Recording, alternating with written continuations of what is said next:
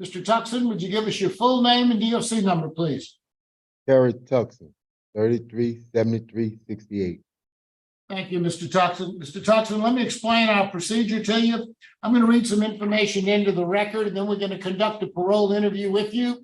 Then we'll ask Warden Myers for his comments. Then we'll listen to the people who wish to have some input today. Mr. Tyrone Smith is here on your behalf of First 72 Plus. Latoya Sublette, your friend, is here. Katrina Jackson, your niece, is here as well. In opposition, we have Mr. Randall Meyer with the Jefferson Parish District Attorney's Office as well. Once we conduct that hearing, you'll have an opportunity to say whatever you'd like to say to the board, then we'll vote. Do you understand our procedure? This is Terry L. Tuckson, DOC number 337368, date of birth May 13th of 1973.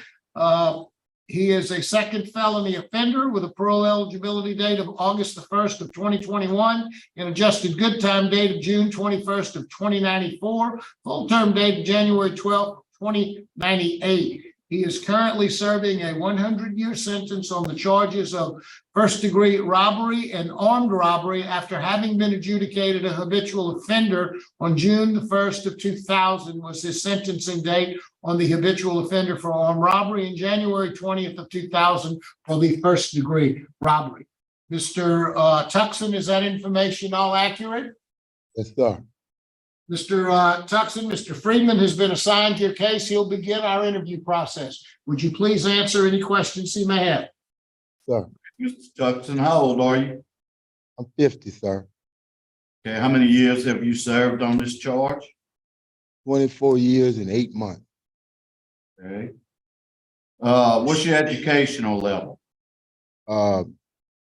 11, but I'm taking a GED. I'm currently taking my GED. I passed all the classes in my GED except one. I have just a math left to pass.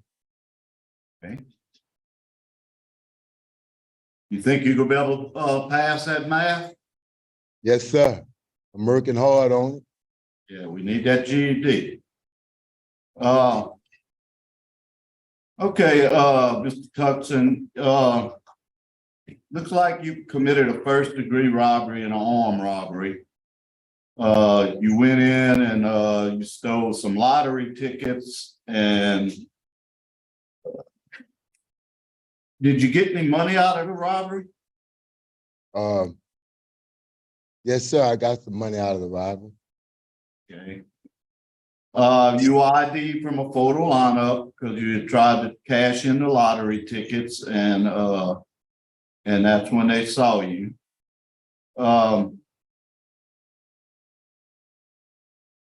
Could not locate either of the victims in this case. Were you on alcohol when you was committing that robbery? No, sir, I was on drugs. What were you on? Okay. Okay. How old were you when you started using cocaine? Probably about 18 years old. Okay. How often were you using cocaine? 3-4 times a week. Okay. You consider yourself a drug addict? Always, yes, I will be. Okay. What are you doing about it? Are you attending AA and NA while you're there? I have attended classes here, sir. I've took Living in Balance 1 and 2. And yes, sir, I'm currently in case of release. I have a drug rehabilitation place set up in place upon my release. What kind of place you got set up? I set it up through First 72, sir.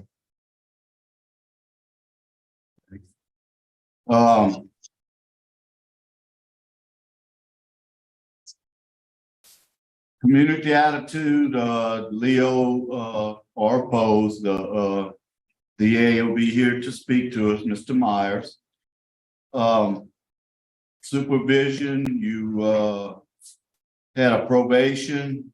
It was revoked for failure to report. And then you had another one in 96, it looks like, that closed normally. You have a very, very long history of drugs. I mean, that's the root of all the evil, I think, with you. Is Yes, you sir. drug? Do you agree with me on that? Yes, sir. Okay. Have you enrolled into that victim impact class that they had asked you to get into? Yes, sir. Right now, I'm currently finished. I just have to pick up my certificate on Friday. Okay, great, great, great.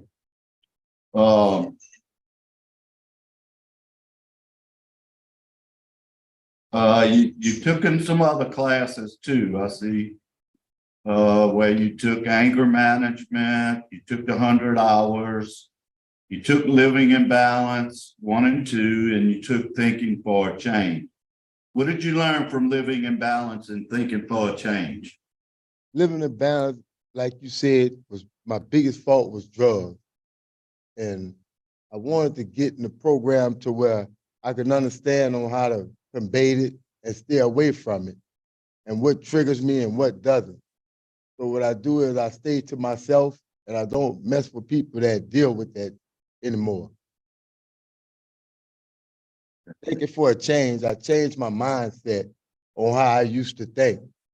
I noticed that drugs was my biggest downfall upon my failures. So if I could just change my mindset from doing those things, I could walk a straight and narrow path. Okay. Like you picked up pretty good for me. You've had 67 write-ups, which is poor. You hadn't had none since your last hearing, and you hadn't had none since 2020. You had 2 contraband write-ups. One, I'm talking about recently, one in 2018 and one in 2020. What was the contraband? One of them was I want to say a cell phone, Mhm. and I want to say one of them was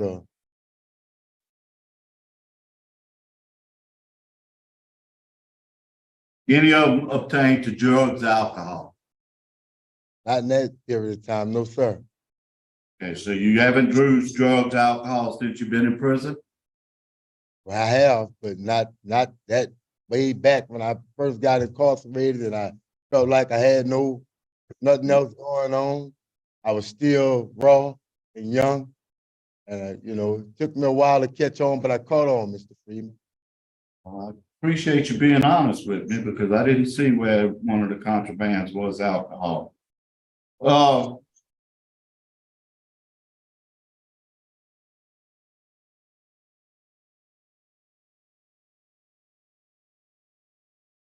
So, Warden, what do you have to say? Where's he at on his GED? And did he complete that victim awareness? Will graduate from that Friday, Mr. Freeman.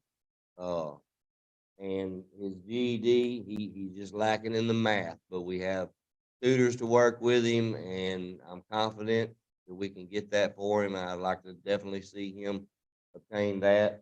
We did check the records. Both of those contrabands you were inquiring about were cell phones. Neither one of them had anything to do with drugs.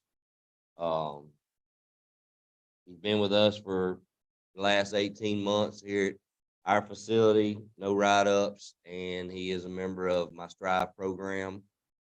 So he's done well since he's been here, but he again, he needs that GED, and I also feel like he would be a good candidate for maybe the Steve Hall program, some long-term substance abuse, because he served a lot of time, and he's got a long sentence, and as you said, everything. Well, let me ask you this, Warden. Do you have any idea how long it's going to take for the GED? Because I know the substance abuse will take, 6 months to 9? I mean, we working on with him. How many times have you tested? Twice. He tested twice. He's tested twice. He can test one more time this year. We should be able to do that within the month. I think this month. So trying to get him done, Mr. Freeman. Okay, I appreciate it. I appreciate it, Warden. I have no further questions. Mr. Roche? Mr. Tuckson, one question. Okay.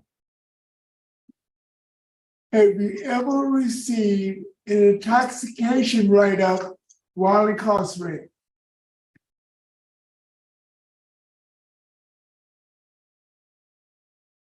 No, sir. Once I did, yes, sir. Once I did. That's better. That's Once I better. did. To jog my memory, but yes, sir, I did. In 2016, Yes, sir.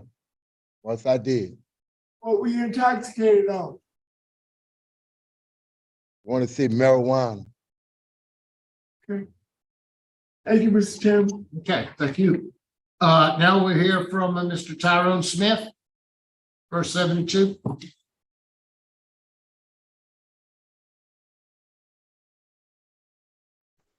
Yes, sir.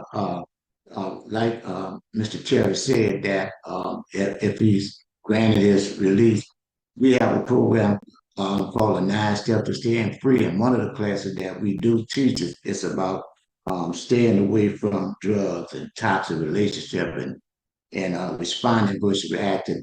And so those are some of the classes that he'll be attending if he's granted his parole at the first 72 plus. Thank you, sir. Ms. Latoya Sublett.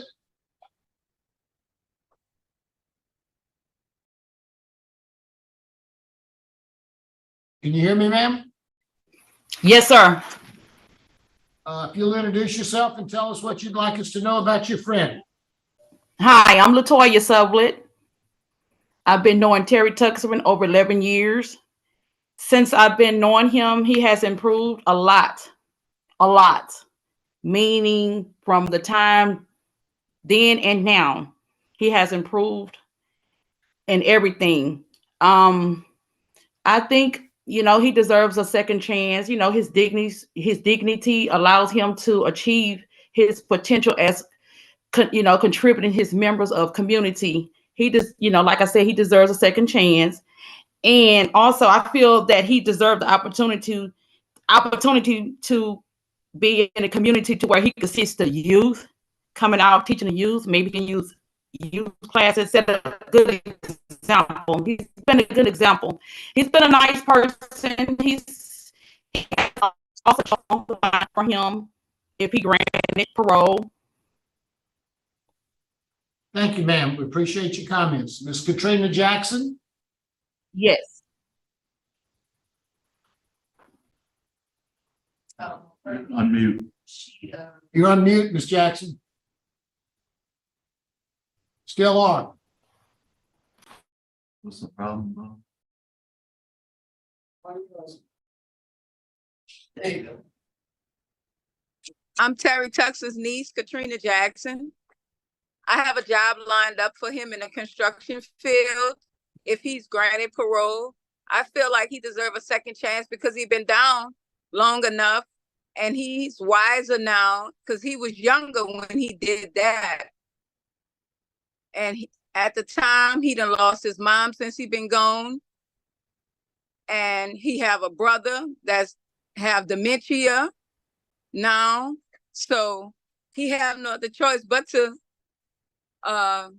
see fit in this society. I feel he'll do better this time. And he have a lot of family support. Thank you very much. We appreciate your comments. Now we'll hear from Mr. Randy Meyer. Mr. Meyer. Yeah, our opposition, Randy Meyer, Assistant DA in Jefferson, our opposition, it's really based on his long disciplinary record and the loss of 431 days of good time. The warden has been with him for a while and, has some good recommendations for him that, may not be adequate for him. But I like his comments on his substance abuse issues as well. So we'll remain opposed with that statement. Thank you, Mr. Meyer. We appreciate your comments. Mr. Tuckson, is there anything you'd like to say to the board before we vote? I'd like to say, I think some job skill training since I've been here.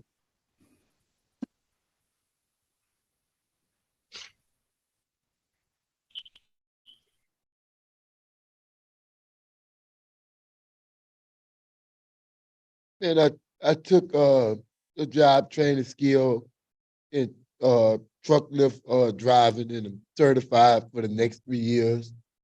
I've strived to help younger inmates, let them know that back and forth in prison doesn't do nothing to set them up for a long term, as I've been in jail for a long time, you know. And I just ask that you take that in consideration with everything that's going on. Thank you. Thank you, Mr. Tuckson. We appreciate your comments. Panel ready to vote? Yes. Okay. Okay, Mr. Tuckson, you've done almost 25 years. I don't like your disciplinary history whatsoever. But I don't know, something's telling me that you've made a change. I'm not sure what it is, but something's telling me that you're ready. But I do think you need your GED and your Steve Hall program. The problem I got is, can you do them both in 9 months? So. Give them motivation. Okay. So I'm going to grant conditional upon your completion of the GED program and the Steve Hall program. Warden, if he gets to that Steve Hall program first, send him. Don't wait. Okay, I definitely want that drug treatment, and then we'll work on that GED also. Hopefully he can get tested before he leaves to go, and he can pass it. But I definitely want that drug treatment. So and I also want a curfew from 9 p.m. to 6 a.m. with random drug screens. Okay. Thank you, Mr. Freeman. Ms. Roche? Mr. Tuckson, my vote is the same. I want you, first of all, to complete your GED. Then I want you to complete the Steve Hall Intensive Substance Abuse Program. There's a 3-month program, there's a 6-month program, and there's a 9-month program. So if you work really hard, get that math out the way, and then you can go to Steve Hall and still have time to complete the 6-month program. Upon release, I want you to have a curfew. Excuse me. I want you to have a curfew from 9 p.m. to 6 a.m. I want you to attend at least 3 NAA meetings a week and to follow all recommendations of the Steve Hall program. Good luck. Thank you. Mr. Tuckson, you have 2 votes to conditionally grant your parole. I agree. You've done well. My vote would be likewise to grant conditionally to Steve Hoyle. My recommendation is going to be that, as Mr. Freeman indicated, Warden, if Steve Hall comes up before he finishes his GED, I want him to get in that Steve Hall program. And we'll work on the GED separately from that if necessary. So, and once you finish that, you'll have 3 AA meetings per week, follow all recommendations of Steve Hall, curfew from 9 p.m. to 6 a.m. with random drug testing. So good luck, please. Thank you.